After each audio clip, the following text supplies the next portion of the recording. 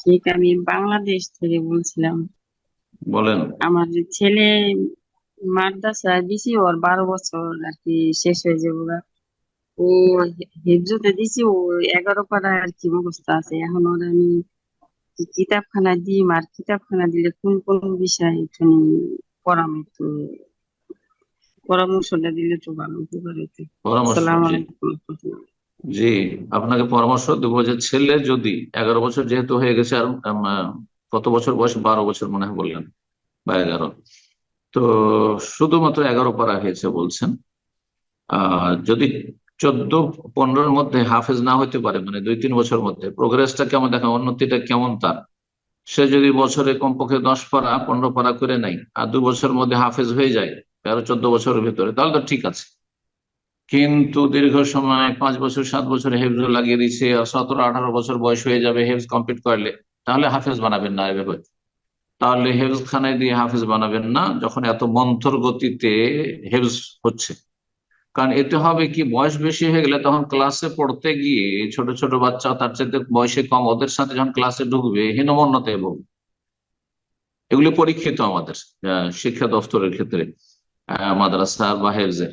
তো যখন হীনমন্যতে ভুগবে, মনটা খারাপ হয়ে যাবে। তারপরে এদিকে সাবালক হয়ে গেছে, তারও একটা জীবনের ভবিষ্যতে চাহিদা আছে, শারীরিক চাহিদা আছে, তারপর আর্থিক চাহিদা আছে, যে আমি আর কতদিন পড়বো, ইনকাম করতে হবে, বিয়ে শাদী করতে হবে, এইসব সমস্যা তখন দাঁড়াবে।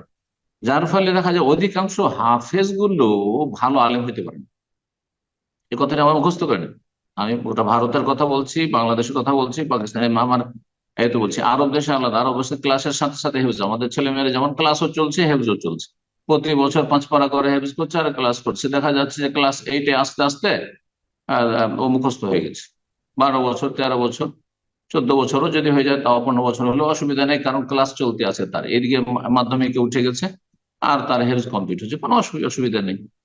কিন্তু আমার দেশে একেবারে ক্লাসকে স্টপ করে দিয়ে শুধু হেফজে লাগিয়ে দিয়ে দীর্ঘ 5 বছর 7 বছর লাগিয়ে দিয়ে সাবালক হয়ে গেছে, দাড়ি মোচ গজিয়ে গেছে, এখন ও পয়সার ফিকির আর বিয়ে শাদীর ফিকির, যার ফলে আর ভালো আলেম হতে পারে না।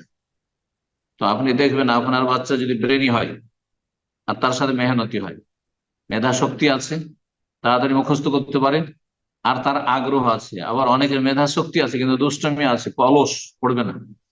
এই জন্য এলিম হাসিল করার জন্য জাকাউন ওয়া হিরসুন ওয়া ইজতিহাদুন, 6টির মধ্যে এই 3টি আমি আজকে বলি, বেশি লম্বা না করে। প্রথম, মেধা শক্তি লাগবে, ব্রেন লাগবে। 2 নম্বর, হেরসন, আগ্রহ, উদ্গ্রীব হইতে হবে পড়ার জন্য, পড়ার পাগল। আর ওয়াজতিহাদুন, এবং মেহনতি হইতে হবে। অনেকের কি আছে, আশা আকাঙ্ক্ষা খুব বড়, আগ্রহ আছে বড় আলেম হব, কিন্তু সেই অনুযায়ী মেহনত নেই, কাজ হবে না। এই 3টি পদক্ষেপ নিতে হবে। যদি দেখা যায় যে ছেলেটি মাশাআল্লাহ ব্রেন যেমন আছে, আগ্রহ আছে, আর তারপরে সে অনুযায়ী মেহনত পরিশ্রমও করছে, তাহলে এগিয়ে যাবে ইনশাআল্লাহ।